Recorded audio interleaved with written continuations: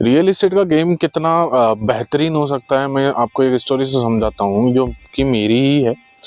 ये आप पीछे मेरे कॉलोनी देख रहे होंगे, इसमें 2024 में मैंने एक प्लॉट लिया था जो कि 14,000 के भाव से मेरे को मिला था।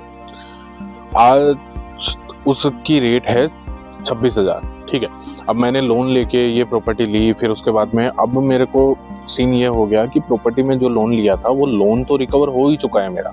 उसके बाद में मेरे को प्रॉफिट ये प्रॉपर्टी देके जा रही है। इन ऑलमोस्ट ऐसा कोई स्कीम नहीं है, चाहे आप बैंक में जमा करवा ले, गहने खरीद लिए, गाड़ी खरीद ली, कोई भी आपको इतना रिटर्न नहीं देके जाता है जितना जमीन देके जाती है। तो कहने का सेंस ये है कि आप प्रॉपर्टी में इन्वेस्ट करिए, काफ़ी बेटर है। और जो लोग सोचते हैं कि आज नहीं करते, कल नहीं करते, कल परसों करते हैं, जो लोग ये डिले करते हैं ना, उस डिले का खामियाजा उनको भुगतना पड़ता है। और उनको नहीं, उनकी आने वाली पीढ़ी को भी भुगतना पड़ता है। क्योंकि जो जमीन आज का भाव उसका 14,000, 15,000 या 20,000 है, वो आने वाले 2 साल में उसका भाव 50,000 रहेगा। और ये होता ही है हमेशा।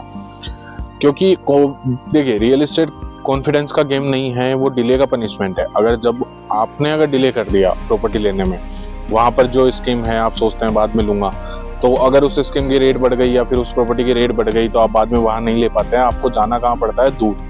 ठीक है, अब दूर जाने के लिए फिर दूर जाएंगे आप, वहां पर भी प्रॉपर्टी आपको अच्छी नहीं मिलती है, सोसाइटी पट्टे में मिलती है।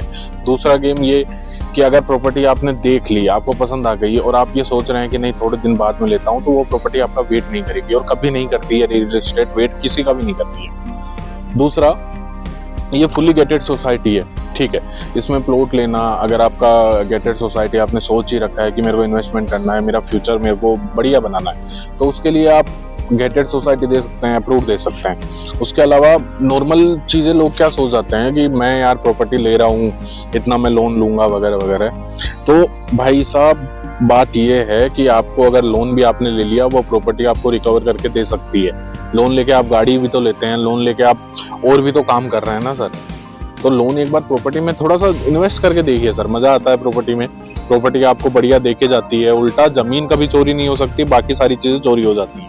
ठीक है, आप वहीं भरोसे में रह जाते हैं कि ये स्टेटस सिंबल है गाड़ी वगैरह, तो जमीन भी स्टेटस सिंबल है। अगर आप किसी के सामने 4 आदमियों में बैठे हो, आप ये बोलोगे कि नहीं यार मेरे पास तो इतनी बड़ी जमीन है, मैंने वहां प्लॉट ले रखा है, तो वो स्टेटस सिंबल में ही आता है। गाड़ी आपकी साल भर है, 2 साल है, 5 साल है, चोरी हो गई, कुछ भी हो सकता है। जमीन आपको रिटर्न भी देखा जाती है, आपका फ्यूचर भी सुधारती है, आपके बच्चों का भी फ्यूचर सुधरता है। तो कभी भी इस चीज के लिए डिले ना करें। बाकी देखो, डिसीजन आपका है।